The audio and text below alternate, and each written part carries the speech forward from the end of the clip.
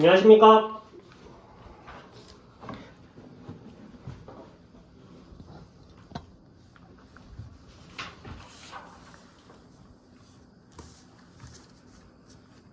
심층 면접 답변 드리겠습니다.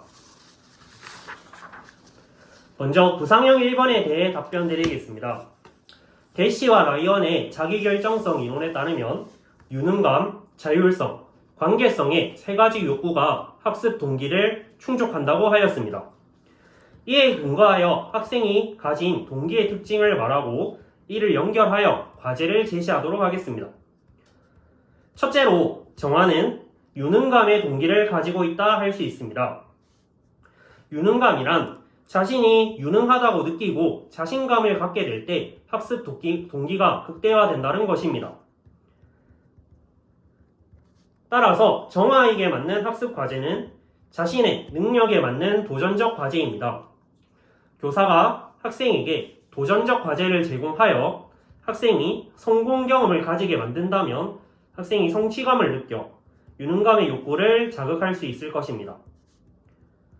둘째로 상호는 자율성의 동기를 가지고 있다 할 수 있습니다. 자율성이란 자신이 배울 것을 선택하고 배울 양과 범위를 결정할 때 동기가 높아진다는 것입니다.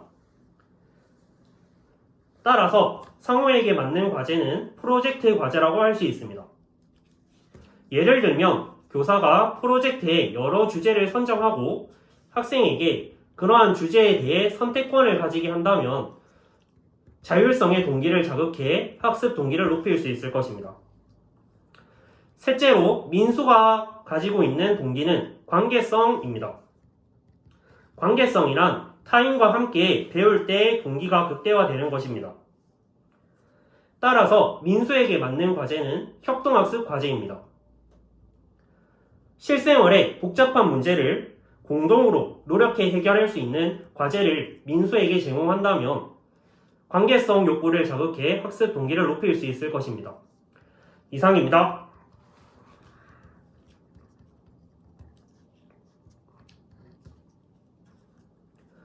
구상형 2번 답변 드리겠습니다. 교사에게 필요한 자질과 노력 방안을 연결하여 답변 드리겠습니다. 첫째로 교사에게 필요한 인성적 자질은 끈기입니다. 기초학력 부족과 같은 문제는 단기간에 걸쳐서 해결할 수 없습니다. 따라서 교사가 장기간에 걸쳐서 끈기를 가지고 학생을 지도할 때 효과가 나타난다고 생각합니다. 이러한 자질을 기르기 위해서 저는 교사 성찰일지를 작성하겠습니다. 구체적으로 예를 들면 하루 중 자신이 학생에게 어떤 마음을 가지고 지도했는지, 끈기 있게 학생을 대했는지 점검하도록 하겠습니다. 저는 이러한 교사 성찰일지를 작성하여 끈기를 가지고 학생을 지도했는지 점검하고 그러한 자질을 기르겠습니다.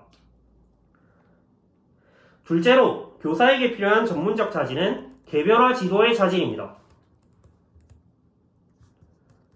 기초학력 부족 학생의 경우에는 모두에게 동일한 과제를 적용해서 해결할 수 없다고 생각합니다. 따라서 학생 능력에 맞는 과제를 제공하고 그에 맞게 피드백을 주는 개별화 지도의 자질이 중요하다고 할 수 있습니다. 이러한 자질을 기르기 위해서 저는 개별화 학습 자료를 개발하고 습득하겠습니다. 구체적으로 예를 들면 교과협의회를 통해 기초학력 부족 학생의 경우에 어떤 과제를 사용해야 되는지 여러 교사와 함께 공동으로 개발하고 또한 부산시 교육청에서 주최하는 닷개침이라는 사이트에서 기초학력과 관련된 자료를 받겠습니다. 이를 통해 기초학력 학생은 자신의 능력에 맞는 과제를 해결하고 이를 해결하며 동기 또한 높아지므로 이를 해결할 수 있을 것입니다. 이상입니다.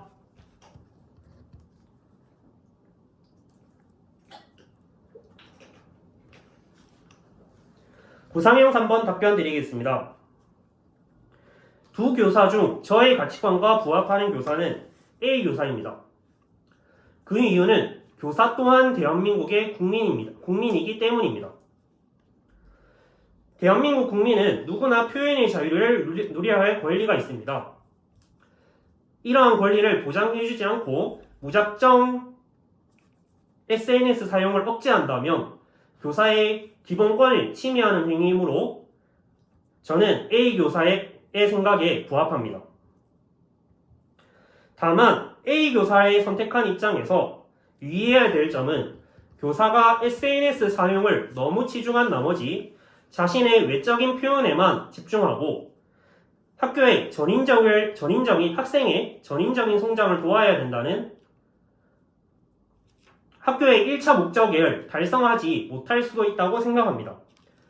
따라서 저는 외적인 표현에만 집중하는 학교 조직 문화가 형성되어 학생의 성장을 돕지 않으려는 조직 문화가 형성될 수 있기 때문에 이에 유의해야 된다고 생각합니다. 이상입니다. 직답형 문제 읽고 답변 드리겠습니다.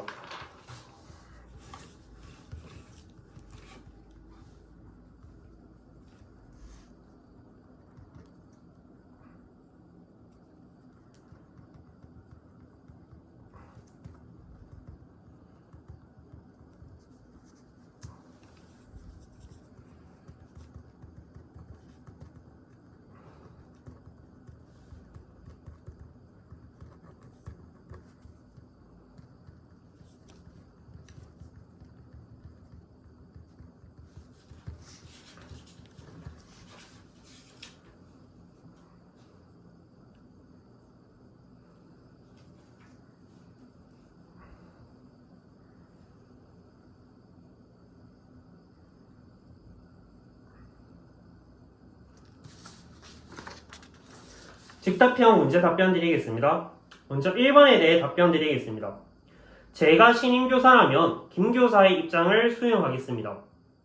그 이유는 교사가 기본적으로 학생을 신뢰하고 긍정적으로 변할 것이란 믿음이 있을 때 학생도 그에 맞게 변한다고 생각합니다. 따라서 저는 수업을 할 때, 생활 지도를 할 때 전반에 걸쳐서 학생을 신뢰해야 된다고 생각합니다. 다음으로 2번에 대해 답변 드리겠습니다. 이러한 가치관을 가질 때 교사는 학생에게 적극적으로 나서서 문제 행동을 교정해야 되는 상황에서도 학생을 너무 신뢰한 나머지 교정하지 못할 수도 있다고 생각합니다.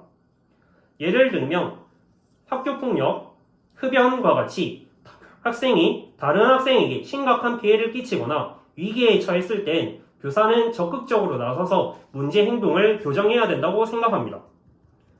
따라서 저는 이러한 점을 유의해야 된다고 생각합니다. 다음으로 3번에 대해 답변 드리겠습니다. 이러한 점을 유의하여 저는 다음과 같이 노력하겠습니다. 첫째로 교사 성찰 일지를 작성하겠습니다. 구체적으로 예를 들면 자신이 오늘 학생에게 신뢰를 갖고 대한 지도 방법이 정녕 옳은지, 신뢰하지 않고 적극적으로 행동을 교정해야 되는 상황은 아닌지 점검하고 저 자신에게 피드백하겠습니다. 둘째로 선배 교사에게 조언을 받도록 하겠습니다. 신규 교사의 입장에서는 교사가 학생에게 적극적으로 나서서 행동해야 되는 입장과 신뢰를 가지고 믿음으로 대해야 되는 상황을 구분하지 못하는 상황도 발생할 수 있다 생각합니다. 따라서 저는 선배 교사에게 그러한 상황을 직접 설명하고 그땐 어떻게 행동할지 묻도록 하겠습니다.